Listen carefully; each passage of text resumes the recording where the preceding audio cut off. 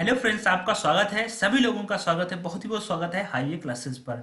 आज हम लोग सुपर टेट का लेक्चर नंबर 5 डिस्कस कर रहे हैं और ये परसेंटेज से ट्रिक नंबर 5 है। और अपना जो इस लेक्चर का टाइम है वो 11 बजे है। ठीक है, आज जो हम लोग डिस्कस करेंगे क्वेश्चन वो पास फेल पर आधारित जो सवाल है उनकी विशेष तरीके से जो सॉल्व करने का तरीका है वो हम लोग डिस्कस करेंगे। और ये लेक्चर उन सभी लोगों के लिए बहुत ही इंपॉर्टेंट है जो शिक्षक भर्ती परीक्षा 2020 में अपने लक्ष्य को पाना चाहते हैं या आगे जो 2000 जो भी उस लायक नहीं हुए हैं, यानी जिनका टारगेट है शिक्षक भर्ती में पास होना और शिक्षक बनना, तो उनके लिए बहुत इंपॉर्टेंट लेक्चर होने वाला है। और साथ ही साथ एक एक लेक्चर आप देखना, ये नहीं कि बीच में कूदे और 5 नंबर पर आ गए सीधे। अगर आपने डायरेक्ट ये क्वेश्चन डायरेक्ट ये वीडियो देख रहे हैं, अगर आपके पास डायरेक्ट ये वीडियो आ जाता है यूट्यूब में, तो ऐसा करें आप, तो वहां पर आप जो है ये देख लें, हाईवे क्लासेस पर टच करें और वहां पर प्लेलिस्ट बनी है सुपर टेट की। ठीक है, या यूं सर्च कर लीजिए सुपर टेट मैथ्स बाय तुल सर। ठीक है, तो वहां पर जो एक नंबर लेक्चर ऐसे पड़ा हो उसको देखिए, फिर दो देखिए, फिर तीन देखिए। और मेरा यकीन है कि आपके अगर लेक्चर तो 30 में 30 और 20 में 20 आने की पूरी गुंजाइश है। ऐसा कि हम पीछे वाले रिजल्ट के साथ कह सकते हैं पूरा पेपर आप मिला लीजिए मेरे लेक्चरों के साथ में, लगभग में एक दो क्वेश्चन छोड़ के सारे क्वेश्चन मेरे उसमें आए थे। तो यहाँ पर आपको टेंशन लेने की कोई जरूरत नहीं है, सारी चीजें कवर कराएंगे। ओके, तो चलिए स्टार्ट करते हैं अपना आज का लेक्चर। सवाल है कि किसी परीक्षा में 52% हिंदी 42% अंग्रेजी में फेल हुए, यदि 17% विद्यार्थी दोनों विषयों में फेल हुए हैं तो कितने प्रतिशत दोनों विषयों में पास हुए। तो अच्छा क्वेश्चन है। तो ध्यान देखिए, दो टाइप के यहाँ पर पास और फेल के क्वेश्चन बनते हैं, तो दोनों टाइप हम लोग यहाँ पर डिस्कस कर लेंगे। ध्यान से देखें तो यहाँ पर जब भी कभी ऐसा क्वेश्चन आए तो हमें इस डायग्राम की सहायता लेनी चाहिए। यहाँ से चीजें बहुत ही आसान हो जाएंगी। किसी परीक्षा में 52% हिंदी में, तो एक जो पोर्शन है वो हिंदी का बना लेते हैं और एक जो पोर्शन है वो इंग्लिश का बना लेते हैं। 52% को हमें हिंदी में करना है और जो 42% है वो इंग्लिश के हैं। फेल हुए हैं, तो देखो यहाँ पर एक वर्ड समझना, फेल हुए हैं। यदि 17% विद्यार्थी दोनों विषयों में फेल हुए तो जो दोनों विषयों की बात होती है वो हम लोग यहाँ पर लिखते हैं।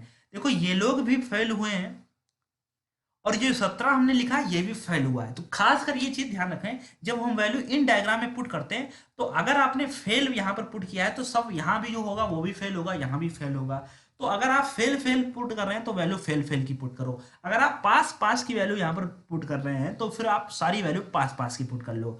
पास और फेल को कन्वर्ट भी किया जा सकता है। जैसे अगर हम कहें कि 52% विद्यार्थी फेल हो गए तो पास कितने हुए होंगे, 48%, ऐसा किया जा सकता है। तो यहाँ पर टेंशन लेने का नहीं कि यहाँ पर पास को फेल कैसे बनाए, फेल को पास, कोई टेंशन नहीं। तो 17% हो गए, टोटल हमको यहाँ पर 52 लिखना है, तो 17 हो गया, तो बचा कितना, तो 12 में से 7 गया यहाँ पर 5 और यहाँ 4 में से गया 3, तो 35% यहाँ पर बनेगा। यहाँ हमको 42 लिखना है, 17 यहाँ पर लिखा हो तो बचे कितना, तो 12 में से 7 गया 5 और यहाँ पर 3 में से गया 2, यानी कि 25। ठीक, और ये जो टोटल लिखा हुआ है ये टोटल सबका फेल का लिखा हुआ है। हमसे क्या पूछना है, तो कितने प्रतिशत विद्यार्थी दोनों विषयों में पास हो गए। तो ठीक है, सबसे पहले तो हम ये समझते हैं कि आखिर कितना आदमी फेल हो गया। सबको जोड़ो, 35 और 17 कितना हो जाएगा, 52, 52 और 25, 52 और जब आप 25 को जोड़ेंगे तो 5 2 7 और 5 2 7, 77% जो विद्यार्थी है ये दोनों विषयों में फेल हुआ है।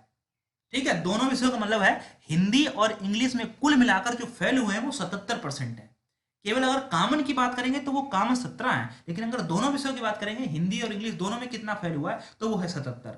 और तो वो 77 है और आपसे पूछ रहे हैं तो कितने प्रतिशत विद्यार्थी दोनों विषयों में पास हुए। अगर ये 77% फेल हो गए तो जाहिर सी बात है पास जो हुए होंगे दोनों विषयों में मिलाकर वो 23% रहा होगा। तो इसका जो राइट आंसर हो जाएगा वो हो जाएगा सी। सी इज द राइट आंसर। अब यहाँ पर कुछ बच्चों के दिमाग में आ रहा होगा कुछ जो है चीजें कि यहाँ पर सर ऐसे भी डायरेक्ट कर सकते थे, हम भी आपको बताते हैं, लेकिन ये डायग्राम आपके लिए समझना बहुत से जरूरी है क्योंकि कई बार जो है क्वेश्चन नहीं लगता है। ये चीज समझना, अगर यहाँ पर बीच में फेल लिखा हुआ है, यहाँ पर फेल लिखा हुआ है, तो यहाँ पर फेल, सब फेल ही है। अगर कहीं आपने यहाँ पास लिखा, यहाँ फेल और यहाँ फेल है, तो ये चीजें गड़बड़ करेंगी। कहीं भी जाओ गड़बड़ करेंगी, चाहे ट्रिक में जाओ, कहीं सुपर ट्रिक में जाओ, तो वो कोई काम नहीं करेगा। वैल्यू एक में कन्वर्ट करनी पड़नी है। देखो इसका राइट आंसर हो जाएगा 23, जो कि ऑप्शन नंबर सी है। एक चीज समझो, अगर आपको 52% हिंदी में और अंग्रेजी में 42% फेल दिया हुआ है और फिर 17% दोनों विषय में फेल हुआ है, तो ऐसे जब कभी भी सवाल आए तो आपको इन दोनों को जोड़ना होता है। 52 और 24 को जोड़ो। जब आप 52 और 42 को जोड़ेंगे तो 2 2 4 और 5 4 9, ये 94 आएगा। और ये जो दोनों में होता है उसको घटाना पड़ता है, तो दोनों जो हम लोग घटा देंगे तो 14 में से 7 जाएगा, यहाँ पर 7, यहाँ 8 में से 1 जाएगा तो 7। 77% ये दोनों विषयों में फेल हो गए। अब ये देखो फेल फेल की बात कर रहा है, तो जो ये निकल के आएगा वो फेल ही निकल आएगा। अगर ये 77% फेल हो गए तो आप ही बताइए तो पास कितना हुआ होगा? 23%। ये जब लगाना ट्रिक, सुपर ट्रिक ये जब लगाना जब आप फेल और फेल, और जब दोनों फेल फेल जोड़ लेना, और जो कॉमन फेल हो यानी कि जो दोनों में हो 17% दोनों विषयों में फेल हो उनको घटा देना, और जो रिजल्ट आएगा वो फिर फेल का ही आएगा, और जो फेल का आएगा पास वाले घटा देना। अगर आपको पास पास दिए गए तो पास पास वाले देना, जो दोनों में कॉमन पास हैं। अब कई बार ये चीजें होती हैं, अगर ऐसे भी क्वेश्चन आए जैसे किसी परीक्षा में 40% विद्यार्थी एक विषय में, ठीक है, 50% विद्यार्थी एक विषय में, ये दोनों पास हुए हैं, क्या हुए हैं? पास। और दोनों विषयों में जो विद्यार्थी फेल हुए हैं वो हैं आपके 80%। दोनों विषयों में कितने फेल हुए हैं? 80%। अब ये नहीं करना है फिर 80 यहाँ पर हम लोग घटा दें, 40 50 90, 90 में से 80 के 10, गलत हो जाएगा। अगर ये पास है ये पास है और यहाँ पर कह रहे हैं कि ये फेल है 80%, तो आप बताइए पास कितना? 20%। फिर आपको कॉमन यहाँ 20 लिखना पड़ेगा। 40 50 यहाँ पर कितना? 90, और 90 में से 20 गया 70, और ये जो 70% निकल गया ये पास का निकल गया। और अगर फेल पूछें तो 30 बता देना। ऐसे बहुत सारे सवाल बनेंगे, लेकिन यूनिट आपको एक में ही कन्वर्ट करना है। ओके, चलो नेक्स्ट क्वेश्चन देखिए। नेक्स्ट क्वेश्चन, 40% लोग समाचार पत्र यक्स पढ़ते हैं, ठीक, और 50% लोग समाचार वाई पढ़ते हैं, और 10% लोग दोनों समाचार पत्र पढ़ते हैं। कितने परसेंट लोग दोनों में से कोई भी समाचार पत्र नहीं पढ़ते हैं? तो ध्यान दें, दो कॉमन बनेंगे, एक एक्स बनेगा एक वाई। एक्स में 40% लोग हैं, वाई में 50%, और 10% लोग दोनों कॉमन है, तो 10 यहाँ हो गया, 40 यहाँ लिखना था, तो इस खोटे में कितने बचे? 30, और वाई के हिस्से में 50 है, अगर 10 इधर ही निकल गए तो यहाँ बचे 40। सबको जोड़ लो, 40 और 30, 70 और 10, 80। 80% जो है कुछ ना कुछ पढ़ते हैं दोनों विषयों में। अब बताइए कितने परसेंट लोग विद्यार्थी, कितने परसेंट लोग दोनों में से कोई समाचार पत्र नहीं पढ़ते? अब ये जो 80% है ये पढ़ते हैं कुछ ना कुछ, एक्स और वाई दोनों मिलाकर, ठीक है। जो बचे हैं वो 20% वो कुछ नहीं पढ़ते, तो इसका राइट आंसर हो जाएगा C is the right answer. Okay, फिर हम लोग नेक्स्ट क्वेश्चन सॉल्व करते हैं। थोड़ा सा स्पीड को आप भी ध्यान रखना, चीजों को आप समझ रहे होंगे, सवाल आसान है, एक ही टाइप के सवाल है, तो ये चीजें आपको प्रॉब्लम नहीं डालनी होंगी, आप इसको समझने की कोशिश कर रहे होंगे कि ये सवाल लग जाएगा।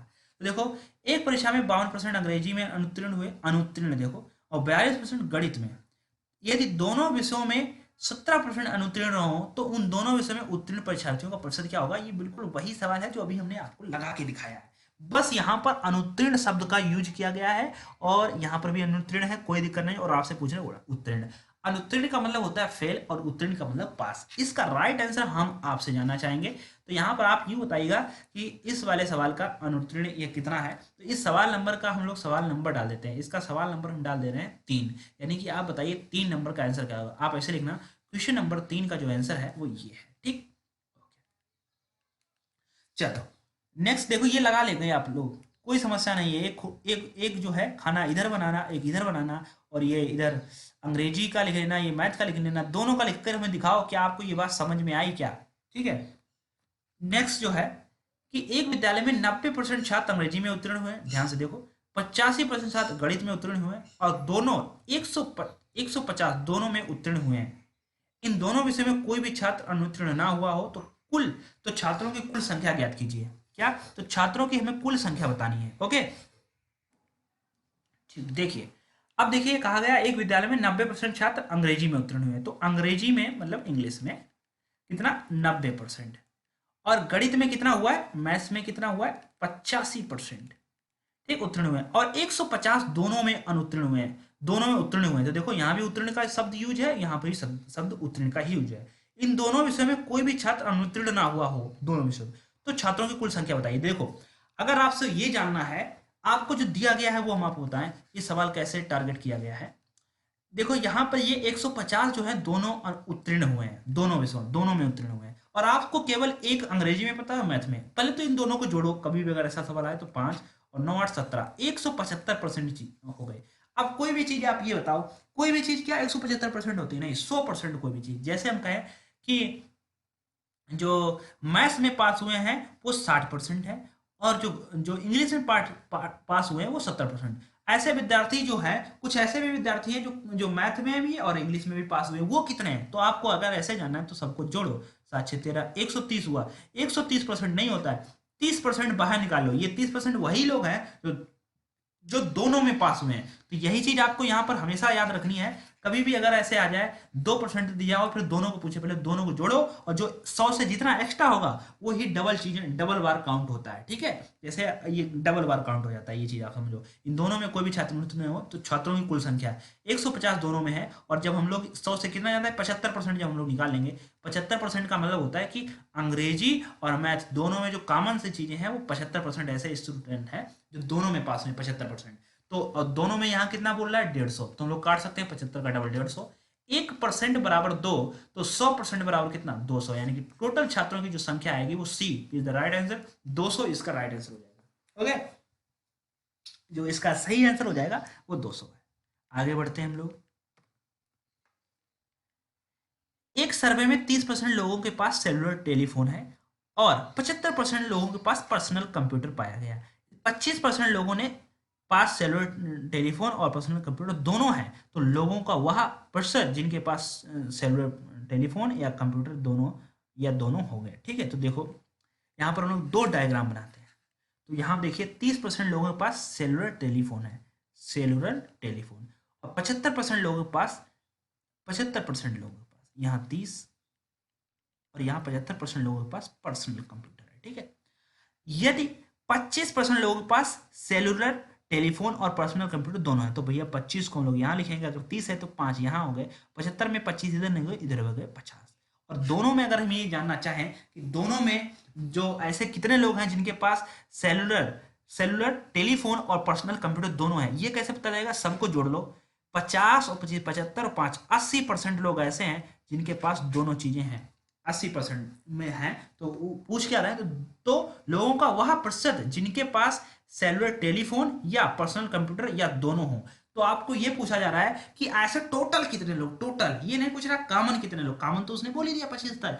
ऐसे पूछ रहा है कि जिनके पास या तो, या देखो या लिखा हुआ है, या तो सेलुलर टेलीफोन हो या पर्सनल कंप्यूटर या दोनों हो जाए। ठीक है, तो देखो ऐसे टोटल जो हमने निकाल के दिखाया आपको 80%। अगर आपसे यूं पूछ लेता ऐसे कितने लोग हैं जिनके पास सेलुलर टेलीफोन या कंप्यूटर में से कोई भी नहीं है, तो 80% है जिनके पास सेलुलर टेलीफोन या पर्सनल कंप्यूटर या दोनों है। ठीक है, 80% ऐसा है। तो कैसे इतने कितने नहीं है जिनके पास कुछ नहीं है, वो आंसर आता है फिर 20%। लेकिन आपसे पूछ रहे हैं ऐसे कितने जिनके पास कुछ ना कुछ तो है, 80% राइट आंसर हो जाएगा। इसका राइट आंसर हो जाएगा बी। ठीक है, B is the right answer. Okay, ये चीज आप समझ लीजिए, कोई समस्या नहीं है इस डायग्राम की। हम यहाँ पर चीजों को बिल्कुल समझ पाते हैं और कर पाते हैं अलग से। नेक्स्ट जो है, एक प्रत्याशी एक प्रत्याशी किसी परीक्षा में 20% अंक प्राप्त करके 30 अंकों से फेल हो जाता है। अलग टाइप का क्वेश्चन है, टाइप चेंज हो चुका है। परंतु अन्य प्रत्याशी 32% अंक प्राप्त होने वाले से 42 अधिक पाता है, तब पास होने के लिए अंकों का प्रतिशत क्या होगा। तो ध्यान से समझिएगा इस सवाल को। आपसे क्या पूछा जा रहा है, आपसे कह रहे हैं कि एक प्रत्याशी जो है किसी परीक्षा में 20% अंक प्राप्त करके 30 अंकों से फेल हो जाता है। एक ने क्या किया कि 20% अंक प्राप्त किए और 30 अंकों से फेल हो गया। लेकिन दूसरा जो प्रत्याशी उसने 32% अंक प्राप्त किए और जितने में पास होना होता है उससे 42 अंक वो ज्यादा ले आया। अब बात यह है कि तब पास होने के लिए अंकों का प्रतिशत क्या है। 3 सवाल यहां से पूछे जाते हैं, पास होने के लिए अंक क्या है, पास होने के लिए प्रतिशत क्या है, और कम से कम कितने परसेंट आने चाहिए जिससे कि बंदा पास हो जाए। ठीक, चलो देखो, अब आप देखिएगा इस सवाल को कैसे लाएंगे। इस सवाल का जो हमारा टारगेट होगा वो किसी भी हालत में बंदे को पास करना होगा, किसी भी हालत में बंदों को पास करना पड़ेगा। बंदा पास कैसे होगा कि अगर जिसके कम है उसको हम दे दें और जिसके ज्यादा है उसको ले ले, तो चीजें बराबर हो जाएंगी, यानी कि सबके पास इक्वल चीजें हो जाएंगी। जैसे बहुत से पैसे वाले हैं, बहुत से गरीब हैं, तो पैसे वालों का जो रुपया लेकर गरीब में बांट दिया जाए, फिर बराबर लगा दिया जाए। सेम ऐसा सिचुएशन तो यहाँ पर भी ऐसा ही होगा। अब देखो 32% एक के पास है और एक के पास 42। देखो इसने 32% अंक लाया और इसके 42 अंक अधिक हैं, तो हमने इसके 42 ले लिए, छीन लिए, और इसके 20% अंक ये लाया और इसके 30 अंक फेल हो गए, यानी कम है, तो फिर हमने इसको 30 अंक दे दिए। क्या कर दिए, 30 अंक हमने फिर इसको दे दिए मतलब प्लस लगाया। सेम यहाँ पर बराबर लगाएंगे। अब दोनों जो स्टूडेंट है वो बराबर मात्रा में आ चुके हैं, क्योंकि जितने में पास होना था उससे जो है 42 अंक इसके ज्यादा थे। अब इसका मतलब ये नहीं कि वाला स्टूडेंट फेल हो गया, इसके 42 अंक ज्यादा थे जितने में पास होना था, अब ये केवल पास रह गया है। और ये बंदा कह रहा है कि हमारा 20% आया, लेकिन अगर 30 आ जाते हैं, 30 अंक और आ जाते हैं, 30 से हम फेल हो गए, अगर 30 अंक और आ जाते तो हम पास हो जाते हैं, ये नहीं है टॉप कर लेते, पास हो जाते हैं। तो सिर्फ ये पास हैं और ये पास हैं, तो बीच में बराबर है क्योंकि चीजें बराबर हैं, बस परसेंट से परसेंट घटेगा। बस देखो परसेंट से परसेंट घटाओगे तो यहाँ 32 में से 20 घटाओगे तो आपके पास आएगा 12%। अब देखो माइनस का 42% अगर आप उधर ले जाओगे तो प्लस का हो जाएगा, माइनस का 42 जो है अगर आप उधर ले जाओगे तो प्लस का साइन हो जाएगा। बराबर के अगर कोई वैल्यू इधर उधर जाती है तो साइन चेंज होते हैं, जैसे यहाँ 20 जो प्लस का था जब उधर गया तो माइनस का हो गया, माइनस का हो गया 32 से घट गया, माइनस की वैल्यू जब उधर जाएगी तो जुड़ जाएगी। तो अगर हम 42 इसमें जोड़ देंगे 30 में तो आप देखो कितना हो जाएगा, 2 और 4 3 7 यानी 72 हो जाएगा। फिर हम लोग 12 से काट देंगे, 5×72, 1% बराबर कितना आ गया, 6। अगर आपसे पूछा जाए पूर्णांक कितना है, देखो क्या चीजें पूछी जाती हैं, आपसे पूछा जाता है पूर्णांक, तो पूर्णांक जो होता है वो 100% होता है, 1% बराबर 6 और 100% बराबर 600, यानी कि अगर इसका पूछते कि पूर्णांक कितना है तो फिर अपना राइट आंसर होता है 600। अब दूसरा क्वेश्चन पूछा जाएगा कि पास होने के लिए कम से कम अंक कितने हैं और पास होने के लिए कम से कम प्रतिशत कितना है। ये 3 क्वेश्चन आपसे पूछे जाने हैं, उनमें से ये एक क्वेश्चन है कि तब पास होने के लिए अंकों का प्रतिशत क्या है। देखो पहले तो हम लोग 1% बराबर 6 निकाल लिया, 100% बराबर 600, पूर्णांक हो गया 600। अब हमें ये निकालना है कि पास होने के लिए कितने अंक चाहिए, पहले हम प्रतिशत नहीं निकाले, पहले हम लोग ये निकाल लें कि कितने अंक चाहिए कि जिससे बंदा की पास हो जाए। ठीक, देखो 1% बराबर आपके पास है 6 अंक हमको चाहिए, ध्यान से समझना। अब देखो 1% बराबर 6, अब यहां पर आप देखिए कि एक बंदे को 20% अंक मिला लेकिन वो 30 अंकों से फेल हो गया, और इधर 32% अंक मिला वो 42 से फेल हो गया। अगर हमें ये पता करना है कि पास होने के लिए कम से कम कितने अंक हों तो ये कैसे निकल पाओगे। 1% में कितना अंक आता है, 6। यहाँ 20% में कितना अंक आएगा, बड़ा आसान है, 1% में 6 अंक, 1% को अगर 20% बनाना है तो 20 से इधर गुणा कर लो, 20 से इधर गुणा करो, 6 दूनी 12, यानी कि 20% में जो अंक आएंगे वो 120 अंक आएंगे। और 120 अंक में बंदा पास नहीं हुआ, 30 अंक कम रह गया, और 30 अंक अगर हम कुछ और दे दें तो अंक हो जाएंगे 150, यानी कि पास होने के लिए जो अंकों का प्रतिशत चाहिए वो 150। अब आप ये भी निकाल सकते हैं कि प्रतिशत क्या होगा पास होने के लिए, 150 अंक चाहिए, 600 में से गुणे में 100, 150 अंक 600 में से गुणे में लगा दो 100, 0 0 कट जाएगा, फिर हम लोग इसको काट देंगे 3 दूनी 6 और 3 पर 15, 2 से काट देंगे यहाँ पर 50 को, 25% इसका राइट आंसर हो जाएगा डी। लेकिन एक और तरीका है जो डायरेक्ट पास परसेंटेज का निकालेगा, ठीक है, डायरेक्ट पास का निकालेगा, वो कैसे है, ध्यान से समझना, पहला सवाल है डिटेल में समझा रहे हैं फिर अभी आपको उड़ाएंगे। अब देखो ये सवाल हटाते हैं थोड़ा सा, फिर से एक बार, यहां पर हमने 32% लिखा, कितने से फेल हो गया बंदा, 42 से फेल हो गया, सॉरी 42 से पास ज्यादा है, 42 42 ले लिए, बराबर इधर 20% बंदा 30 से फेल हो गया, 30 ले लिए, तो हमने दोनों का जब अंतर किया 12% बराबर 72 हो गया और 1% बराबर 6। अब हमें ये बताना है कि परसेंट क्या होगा पास होने के लिए, कम से कम प्रतिशत क्या है पास होने का। तो देखो जब बंदा 20% लाया तो क्या पास हुआ, नहीं, यानी कि 20% में वो पास नहीं हुआ, और पास अगर वो 30 अंक होते तो वो पास होता। अब तो ये तुम जानो कि 20% से पास नहीं हुआ, इसका मतलब पास होने का 20 से जो ज्यादा ही है परसेंटेज, और 30 से 32 से कम है। तो इस प्रकार ऑप्शन अपना डी ऐसे ही समझ कर सकते हैं, क्योंकि 50 है नहीं, 50 52 है नहीं, 50 नहीं, 33 है नहीं, क्योंकि 32% जो बंदा लाया जितने में पास होना था उससे 42 अंक ज्यादा ही आ गए, इसका मतलब 32 से कम और 20 से ज्यादा का ऑप्शन कौन है, 25, यही कर सकते थे, लेकिन हो सकता है 22 ऑप्शन में होगा नहीं, परिवार हो तो फिर भी देखो, फिर हम लोग क्या करेंगे, फिर हम लोग ये जानेंगे कि 30 अंक में कितना परसेंट है। अब यही चीज समझिए, 6 अंक का 1% है, या यूं कह सकते हैं कि 1% में 6 अंक है, और हमको 30 अंक की जुगाड़ है, तो यहाँ पर 6 को 30 कैसे बनाओगे, 5 से गुणा यहाँ और 5 से यहाँ, तो 5% बराबर जो अंक आ जाएगा वो 30 आ जाएगा, यानी कि 30 में जो अंक है, 30 अंक में जो परसेंट है वो 5, यानी कि 30 को अगर हम हटा दें और 5% लिख लें तो कोई गुनाह नहीं है। इसका मतलब पास होने के लिए 20% और ये 25% इसका राइट आंसर हो जाएगा। ये डायरेक्ट तरीका है निकालने का। 3 सवाल आपसे पूछे जाते हैं यहाँ पर, एक पूछा जाता है पूर्णांक क्या है, और एक हो जाता है पास होने के लिए अंक, और एक हो जाता है पास होने के लिए न्यूनतम प्रतिशत क्या है। तो तीनों के आंसर हमने आपको इसी सवाल में कर दिए। यहाँ पर आपसे पास होने का केवल परसेंट पूछा जाता था, तो इस प्रकार ऑप्शन नंबर आपका डी बिल्कुल राइट है। ओके, चलिए नेक्स्ट क्वेश्चन देखिए।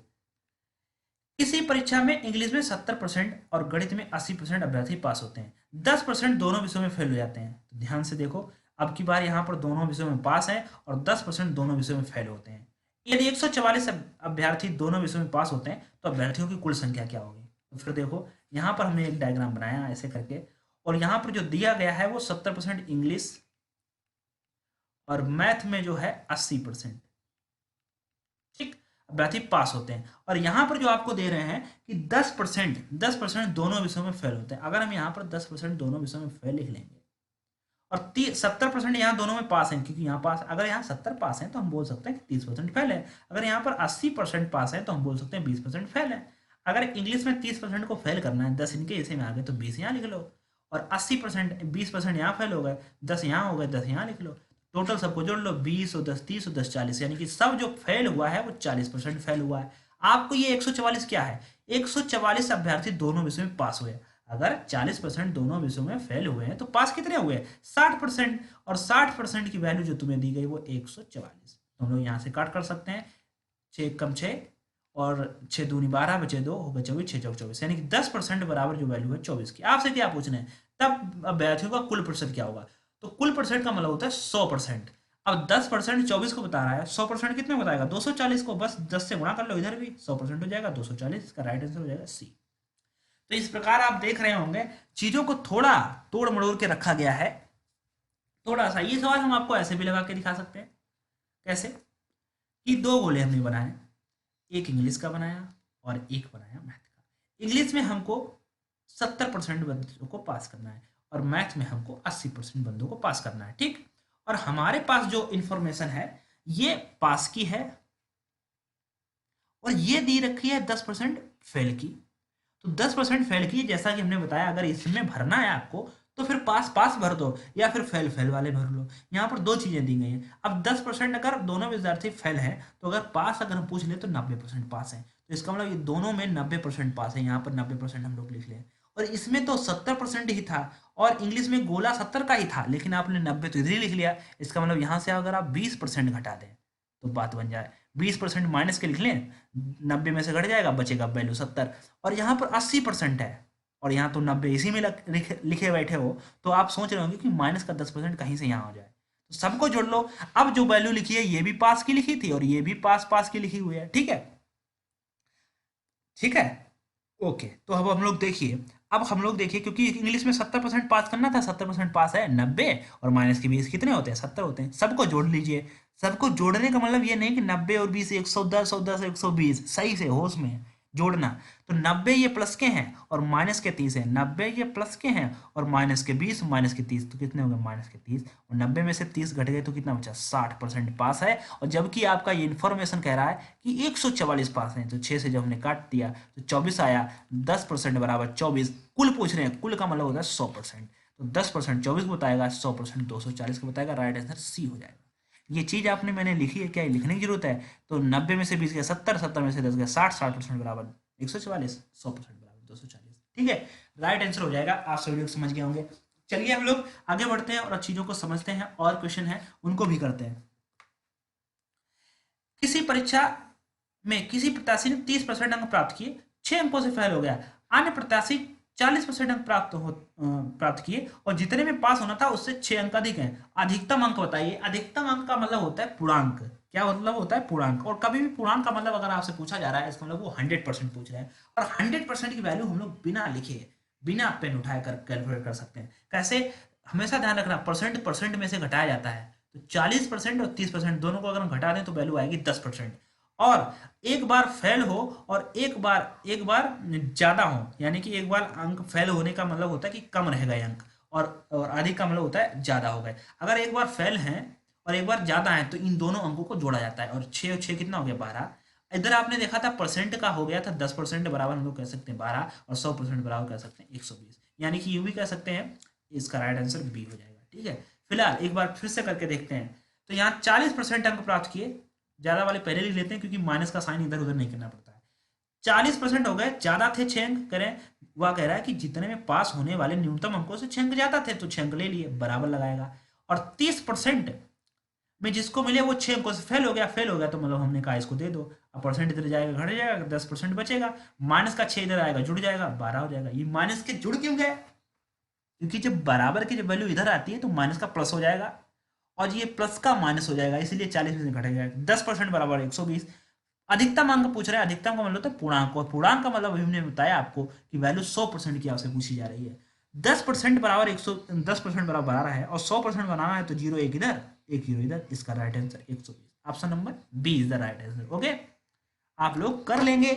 आई होप अब आपने इतना सीख लिया है, मुझे लगता है कि अब यहां से आपको कोई समस्या नहीं होने वाली सुपर डेट में। ओके, जो लोग शुरुआती कर रहे थे, जो लोग स्टूडेंट सीख रहे थे, उनको भी ये बातें समझ में आने लगी होगी कि आखिर माजरा क्या है। नेक्स्ट, किसी परीक्षा में एक विद्यार्थी को 30% अंक मिला, वह 12 अंकों से फेल हो गया। उसी परीक्षा में एक अन्य विद्यार्थी को 40% अंक मिला और जितने में पास होना था उससे 28 अंक ज्यादा है। पास होने के लिए न्यूनतम अंक क्या होगा? तो 3 क्वेश्चन आपसे पूछे जाते हैं, पूर्णांक, पास होने के लिए न्यूनतम अंक, और पास होने का न्यूनतम प्रतिशत। अब की बार अंक पूछा गया है, तो ध्यान से देखो, इसको लिख लेते हैं। तो 40% में जो 40% जो विद्यार्थी अंक लाया, और 40% अंक लाया, जितने में पास होना था उसके 28 अधिक है, तो अधिक है भैया घटा लो, 28 बराबर लगाओ। एक के 30% आए, कम पड़ गए 12, तो इसको 12 दे दो, तो ये परसेंट इधर जाएगा घट, तो यहाँ 10% बनेगा, माइनस का 28 इधर आएगा, जुड़ जाएगा। और 28 में अगर हम 12 जोड़ने लगे, तो 28 में 12 जब हम लोग जोड़ देंगे, कि जुड़ेगा क्यों? क्योंकि माइनस का 28 जब बराबर किधर आएगा, तो प्लस का 28 हो जाएगा। प्लस का 28 और प्लस के 12 दोनों को जोड़ के बोलेंगे, तो बोलेंगे क्या? जय माता की नहीं बोलेंगे, दोनों को जोड़ के बोलेंगे 40। क्या बोलेंगे? 40, यानी कि 10% बराबर वैल्यू 40 है, तो 1% बराबर 4 आ गई। 1% बराबर 4 आ गई, और आपसे पूछ रहे हैं कि पास होने के लिए अंक कितने हैं। अंक, अंक पूछा जा रहा है, देखो अंक। तो यहाँ 12 अंक है, ठीक है, लेकिन यहाँ भी परसेंटेज, यहाँ भी परसेंटेज, तो 30% में कितने अंक होते हैं ये चीज आप जान लो। 1% में 4 अंक है, और 1% को 30% बनाना बड़ा आसान है। 30 से गुणा इधर और 30 से इधर, 30 से कम 30%, और 4 तियां 12, यानी कि 120 अंक। यानी कि 30% में जो अंक आए हैं वो 120 अंक आए हैं, और 120 अंक में बंदा पास नहीं हुआ, 12 अंक और चाहिए, तो 120 में अगर हम 12 जोड़ दें तो फिर राइट आंसर हो जाएगा 132। यानी कि पास होने के लिए जो न्यूनतम अंक हैं वो हैं 132। अगर आपसे पूर्णांक पूछा जाता तो 1% बराबर 4, 100% बराबर फिर राइट आंसर हो जाता 400। ठीक है, और एक और पूछा जा सकता है कि पास होने के लिए न्यूनतम प्रतिशत क्या है, तो ये चीज समझो, प्रतिशत भी बता देते हैं, पास होने के लिए न्यूनतम प्रतिशत क्या है।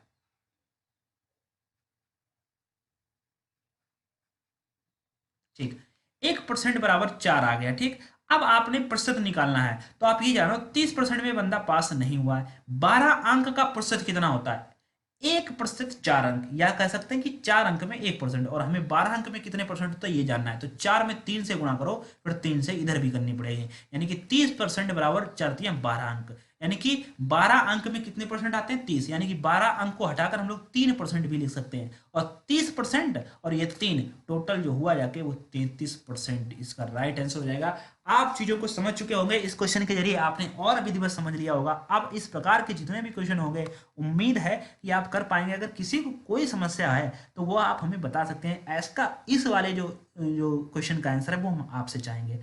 इस क्वेश्चन का जो हम जो नंबर दे रहे हैं, इसका क्वेश्चन का नंबर दे रहे हैं 10। ठीक है, आप यूं कह सकते हैं क्वेश्चन नंबर 10 का राइट आंसर यह होगा।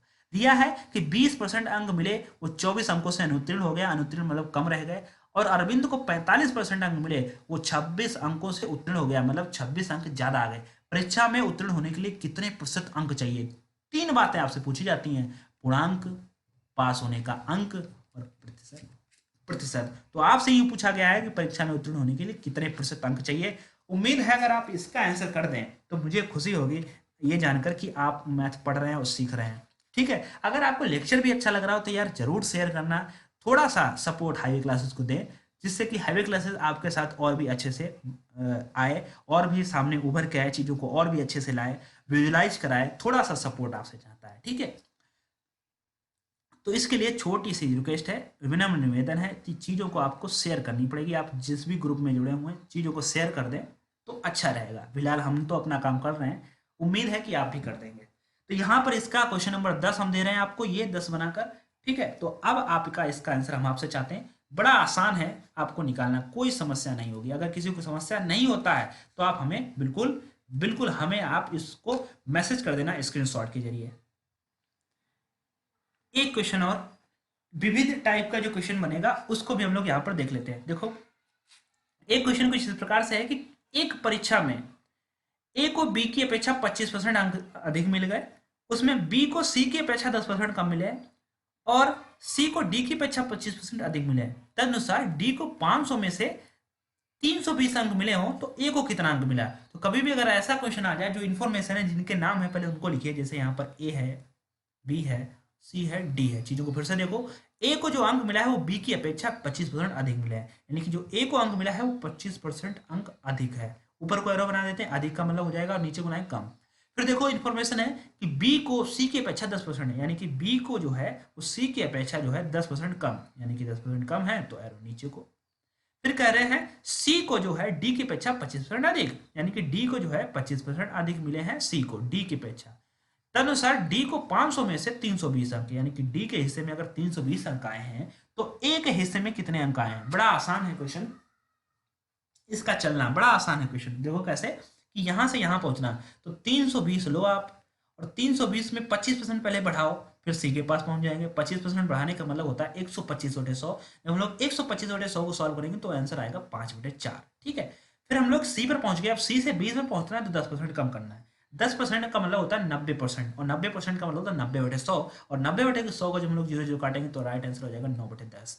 फिर हम लोग बी से ए पर पहुंचना है, और बी से अगर ए पर पहुंचना है तो 25% अधिक करना पड़ेगा, और 25% का मतलब होता है 125/100। जब हम लोग वैल्यू को काटेंगे 25 से, 25 से 125, 25 चौको 100।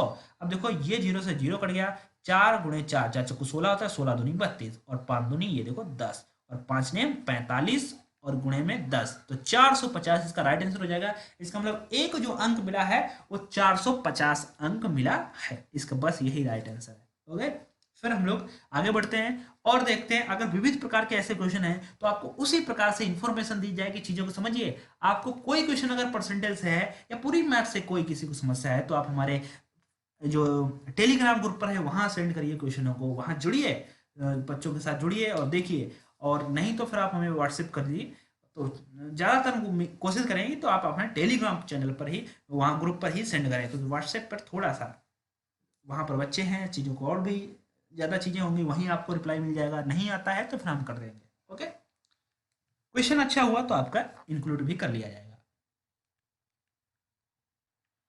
अब ये जो क्वेश्चन है जस्ट इस क्वेश्चन का अपोजिट है।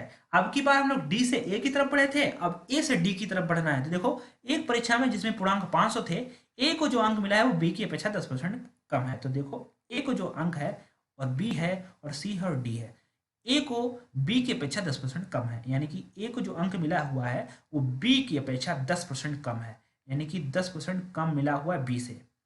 और उसी में बी को सी की अपेक्षा 25% अधिक, यानी कि बी को जो है वो सी की अपेक्षा 25% अधिक। यहां पर 10% कम मिला है तो एरो नीचे को लगेगा, 10% कम, ये ज्यादा है। ठीक, अब कहा जा रहा है कि सी की अपेक्षा 25% अधिक है, यदि सी को डी से 20% कम मिले हों, सी को जो है डी से, डी की अपेक्षा 20% कम मिले हैं। ठीक, तदनुसार यदि ए को 360 अंक मिले हों, ए को 360 अंक मिले हों तो डी का पूर्णांक कितना है। तो अब की बार जो है ए से डी की तरफ बढ़ना है। पहले जब हम लोग इधर से इधर बढ़े थे बड़ा आसान था, यक्स में अगर 20% कम करना था तो यहीं पर 80/100, और 80/100 को सॉल्व करते हैं 4/5 ऐसे करके बढ़ रहे थे इधर की तरफ, और जो आया था फिर हमने इधर। अब ये गलती मत करना कि 360 है और आप 10% कम कर लो फिर 90/100 कर लो, ये गलती मत करना, क्योंकि हम लोग जैसा इधर से बढ़े थे वैसे ही उधर से थोड़ी आ सकते हैं, फिर चीजों को थोड़ा समझना पड़ेगा। अभी आपसे पूछा जा रहा है क्या, यहाँ पर कितना अंक है, और ये इन्फॉर्मेशन जो दी गई वो इधर से दी गई है। आपसे देख लीजिए, खुद देख लीजिए, जो चीजें आपको बताई गई हैं, पहले तो डी से सी के ऊपर बताई गई, फिर सी से बी के ऊपर बताई गई, फिर बी से ए के ऊपर बताई गई। अगर ऐसे चीजें बताई जाती ए से बी की और बी से सी की, तब हम लोग उधर से बढ़ते, कोई समस्या नहीं। लेकिन यहाँ पर चीजें इधर से बताएंगे तो हम लोग यक्स की वैल्यू पता है, हमको यक्स की वैल्यू पता करनी है, पता नहीं है, पता करनी है, और यक्स को हमने यहाँ पर यक्स मान लिया है, और यक्स को 20% कम करेंगे तब सी के पास पहुंचेंगे। 20% कम कर लो, 20% का मतलब होता है 80%, और 80% का मतलब हो जाएगा 4/5। फिर हम लोग सी के पास पहुंचे, सी से बी के पास पहुंचेंगे तो 25% ज्यादा पढ़ना पड़ेगा, और 25% ज्यादा का मतलब होता है 125/100, 125/100 को सॉल्व करेंगे तो 5/4 आएगा। और बी से फिर हमको ए की तरफ पहुंचना है, 10% कम करना है, 10% कम का मतलब होता है 9/10। अब हम लोग ए के पास पहुंच चुके हैं और ए के पास पहुंच जाने के बाद वैल्यू आ जाएगी 360। ये हमको ऐसे करके लिखनी है। तो आप देख रहे हैं 4 से 4, 5 से 5 कट गए, 9 चौक 36 और x बराबर 40 और ये x बटे 10 बराबर 40 है। तो x बराबर ये कैसी उड़ा इधर हो जाएगी 400, इसका राइट आंसर हो जाएगा। x बराबर क्या हो जाएगा 400, यानी कि d को जो अंक मिला है वो 400 मिला है।